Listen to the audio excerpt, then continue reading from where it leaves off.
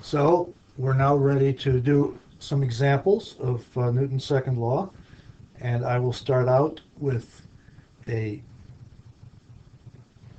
recapitulation of the rules of the game, slightly modified for Newton's second law type problems, and I will talk a little bit about what weight is versus what mass is.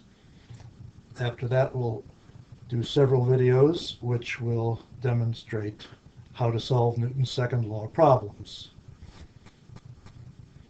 So here are the rules of the game, and for all intents and purposes, everything is exactly the same as before, except now in step 5, we now apply Newton's second law instead of Newton's first law. So Newton's second law in component form is that the sum of all the forces in the x direction is equal to the mass times the acceleration component in the x direction. Sum of all the forces in the y direction is equal to the mass times the acceleration in the y direction. And now you have to be careful because there will often be several masses in a particular problem. And so what m is the mass of the body that you have chosen. And what the acceleration, the two components a sub x and a sub y are the components of the acceleration of the body that you have chosen. So you're going to have certainly a lot of problems that have more than one mass in it. You're focused on one of them. You use the mass when you apply Newton's second law. That's the mass that you put in.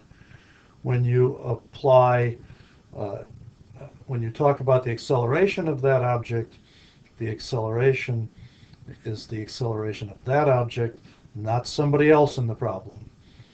Most of the problems you'll see, the objects which are accelerating will have the same acceleration, but not always. So you have to be careful here too. Okay, so let's do the simplest of all possible examples. I have a mass m, which is in free fall, which means that it has an acceleration, and the acceleration has a magnitude g, where g is equal to 9.8 meters per second squared, or 32 feet per second squared. And the direction that the acceleration points is down. Now, what you learned when you studied kinematics earlier in the year was that it doesn't make any difference what m is. It will always have exactly the same acceleration, g, downward. So let's choose a body. That's pretty easy because there's only one body to choose. That's our friend here, the mass.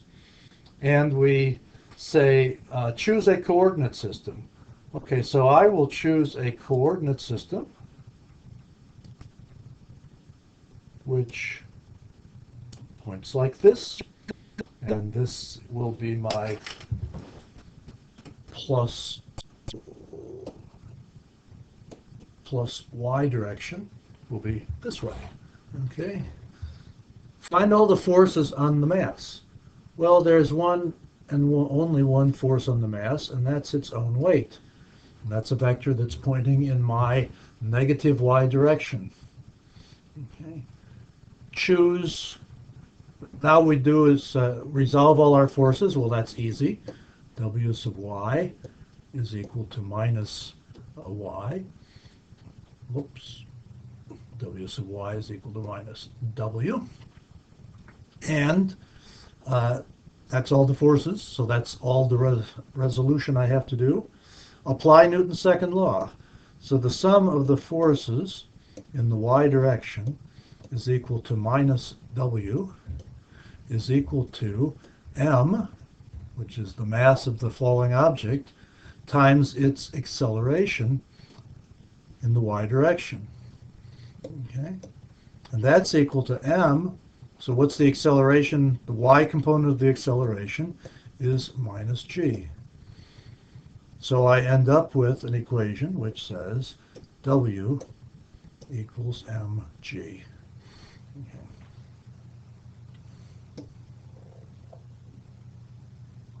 mass and weight are two different things. Mass is a mass, and a weight is a force.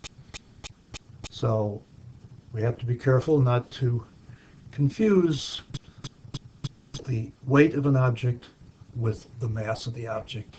So for example, a 1 kilogram object has a mass, has a weight that has a mass of 1. We want to know what is the weight of a 1 kilogram object. Well, it's the mass 1 times g, which is 9.8. So it's 9.8 newtons. Okay.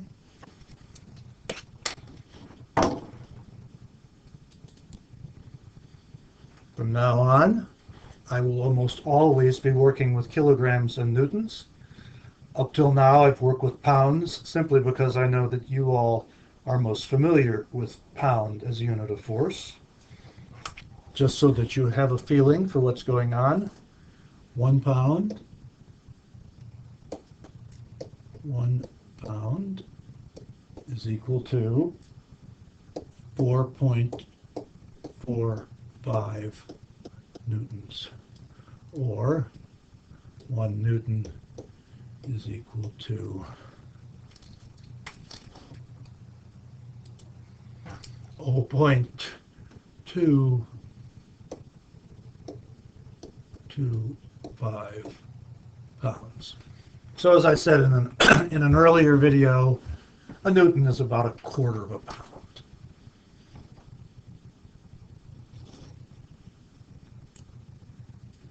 That's the end of this video. So let's go on now and do some examples of some more difficult problems.